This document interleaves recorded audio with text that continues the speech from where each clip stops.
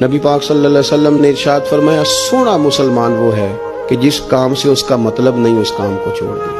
اور نبی کریم صلی اللہ علیہ وسلم نے فرمایا قیامت کے دن زیادہ گناہ ان لوگوں کے ہوں گے جو زیادہ فضول باتیں کرتے تھے، ان کے گناہ زیادہ ہوں گے۔ فضولیات سے بچیں، اپنے اوقات کار زندگی میں مرتب کریں۔ ہم پتہ کیا کہتے ہیں، 1 منٹ میں آیا، تو 1 منٹ ٹھہر، میں یہ محاورہ ہے ہمارا، 1 منٹ دے ذرا مجھے۔ تو میں اکثر دوستوں سے کہتا ہوں کہ جو 1 منٹ ہے نا اسے کیوں ضائع کرتے ہو، کیوں کہتے ہو 1 منٹ ٹھہر، کیوں ٹھہرے بھائی؟ آپ کو پتا ہے منٹ میں کیا ہوتا ہے؟ 1 منٹ میں 6 دفعہ سورۃ اخلاص پڑھی جا سکتی ہے اور 2 قرآن پاک پڑھنے کا ثواب ہے۔ 1 منٹ کے اندر 26 مرتبہ کہا جا سکتا ہے سبحان اللہ و بحمدہ سبحان اللہ العظیم۔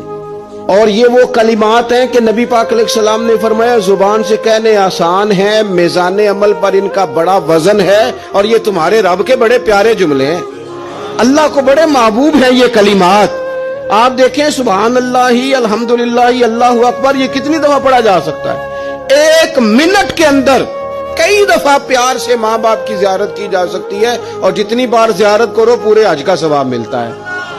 1 منٹ کے اندر فون اٹھا کے کسی مریض کی عیادت کی جا سکتی ہے، اور میرے نبی پاک صلی اللہ علیہ وسلم نے فرمایا جب تم مریض کی عیادت کرتا ہے تو خدا کی رحمت کا دریا بہ رہا تھا، تو نے اس میں غوطہ لگا لیا ہے۔ 1 منٹ کے اندر تو کمال ہو جاتا ہے، لیکن شرط یہ ہے کہ اس منٹ کو ضائع نہیں کرنا، اس منٹ میں کچھ کر جائیں۔